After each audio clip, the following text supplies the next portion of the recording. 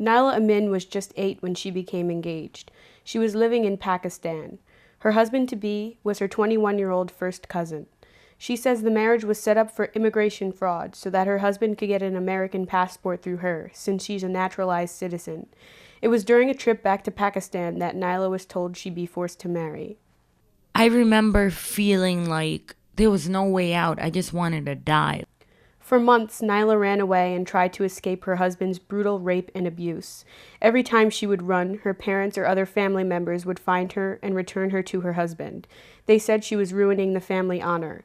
And every time she returned, her beatings got worse. Sometimes her parents and brothers even joined in. He was dragging me from my hair. He whipped me with a wire. They would handcuff me from my feet so I couldn't run away. And he just raped me that night. And for every night after that for the next 3 months.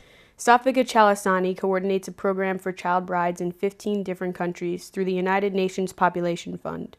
She has seen many cases of child marriage and says suicide is the leading cause of death in child brides 15 to 19. Girls like Naila often see no other escape.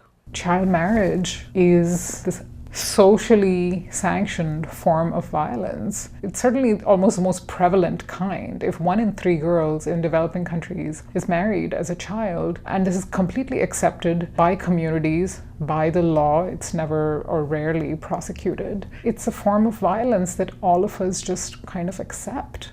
Unlike many child brides, Naila had the will to continue running away, despite her fear of being caught and beaten.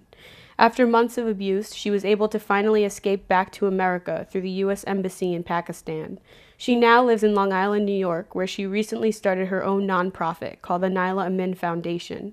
She hopes one day that she will be able to shelter other child brides just like her. I'm not doing it for the money. I just want to close that hole that I have in my heart, because I don't ever want another Naila to be born again. It takes a part of you away that you never get back. They take a part of your soul. I barely laugh anymore. Child marriage goes beyond tradition. It's a mindset that many people live with in an environment where their mothers and grandmothers married at 13 and 14.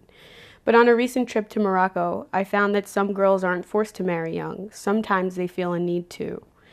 The day Wafa started losing consciousness and vomiting down her shirt, I started to see things differently. We were on the train to the doctor when 20-year-old Wafa started slurring her speech.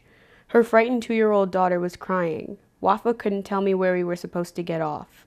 She had no medication for the diabetes that threatened her life. As she became unconscious, I started to see why being married as a child seemed like a safer option. Wafa's father died shortly before she was diagnosed with diabetes. Her mother couldn't support the family, and 13-year-old Wafa felt a push to get married and help her mother. Wafa wouldn't speak on the record, but she told me many times she saw her husband Hatim as a father figure, even though she also loved him as a husband. She saw me like somebody who will take her from this situation, because she get diabetic, and diabetes she didn't get because she eat sugar, but because she get a lot of problems, and they were not included in that subject because it's private. She told me a lot of story, but she get diabetic because she get a lot of bad memory. Hatim hints at a dark past that he and Wafa will not share.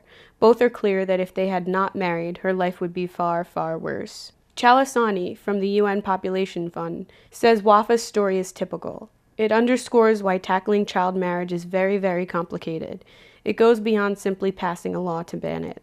The evidence on what works to end child marriage very strongly shows that empowering girls with information, with skills, and with resources is the most effective road to reducing child marriage. There are a lot of programs that involve communities and talk to communities about the negative effects of child marriage and why they shouldn't be marrying their girls. Programs that do just that without doing other things, without empowering girls, are not as effective.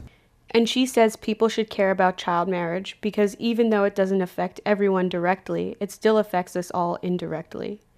It holds people back in that society, and then that has consequences for you sitting where you are. A world that is less poor, a world where women and girls are doing better somewhere far off, comes right back home to you in terms of your quality of life. If girls and women have good standing in their countries, they contribute better to their economies.